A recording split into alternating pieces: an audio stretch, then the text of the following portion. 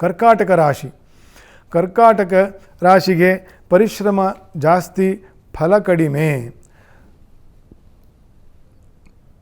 ಅನುಕೂಲ ಇದ್ದರೂ ಕೂಡ ಅನೇಕ ಕಷ್ಟಗಳನ್ನು ಎದುರಿಸಬೇಕಾಗತ್ತೆ.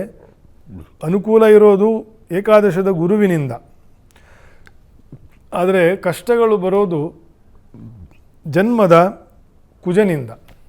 ವ್ಯಯಕ್ಕೆ ಹೋಗು, ಜನ್ಮಕ್ಕೆ ಬಾ, ಜನ್ಮದಲ್ಲಿ ನೀಚ, ಅಲ್ಲಿ ವಕ್ರಿ ಆಗ್ತಕ್ಕಂಥದ್ದು. ಸ್ತ್ರೀಯರು, ವೃದ್ಧರು, ರೋಗದಲ್ಲಿ ಇರ್ತಕ್ಕಂಥವರು, ಮಕ್ಕಳುಗಳು, ಯುವಕರು ಬಹಳ ಜಾಗ್ರತೆಯಲ್ಲಿ ಇರಬೇಕು.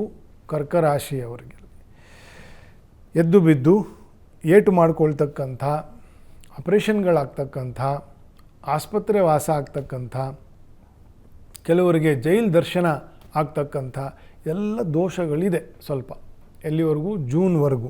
ಜಾಗ್ರತೆಯಲ್ಲಿ ಇರಿ. ಒಂದು ನಾವು ಜಾಗ್ರತೆಯಾಗಿರಬೇಕು. ನಾನು ಅವಾಗವಾಗ ಜಾಗ್ರತೆ ಅಂತ ಹೇಳ್ತೇನೆ. ಏನು ಜಾಗ್ರತೆ ಅಂತಂದರೆ ನಮ್ಮ ಆಲೋಚನೆ, ನಮ್ಮ ಮಾತು ಮತ್ತು ನಮ್ಮ ಕೃತಿ, ಈ ಮೂರರ ಬಗ್ಗೆ ನಮಗೆ ಗಮನ ಇರೋದೇ ಜಾಗ್ರತೆ ಅಂದರೆ. ರೂಮಿಂದ ಹೊರಗಡೆ ಹೋದಾಗ ಬಲಗಡೆ ಒಂದು ಮೆಟ್ಲಿದೆ, ಆ ಮೆಟ್ಲು ಇದೆ ಇಲ್ಲ ಅಂತನ್ನೋದು ಕಾಲು ಎಲ್ಲೋ ಇಟ್ಟರೆ ಗ್ರೌಂಡ್ ಫ್ಲೋರ್ಗೆ ಹೋಗಿ ಬಿದ್ದಿರ್ತೀವಿ ಅಲ್ವಾ? ಯಾಕೆ? ಜಾಗ್ರತೆ ತಪ್ಪಿತು. ಇದೆಲ್ಲ ಕುಜದೋಷದಿಂದ ಬರ್ತಕ್ಕಂಥದ್ದು. ಎಕ್ಸಾಂಪಲ್ಗೆ ಹೇಳಿದೆ.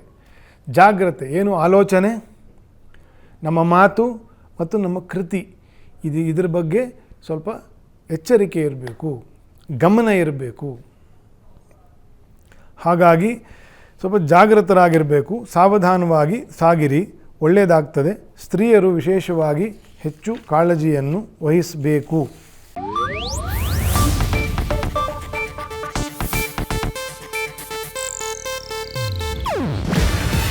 ಇದು ಏಷ್ಯಾನೆಟ್ ನ್ಯೂಸ್ ನೆಟ್ವರ್ಕ್ ಪ್ರಸ್ತುತಿ.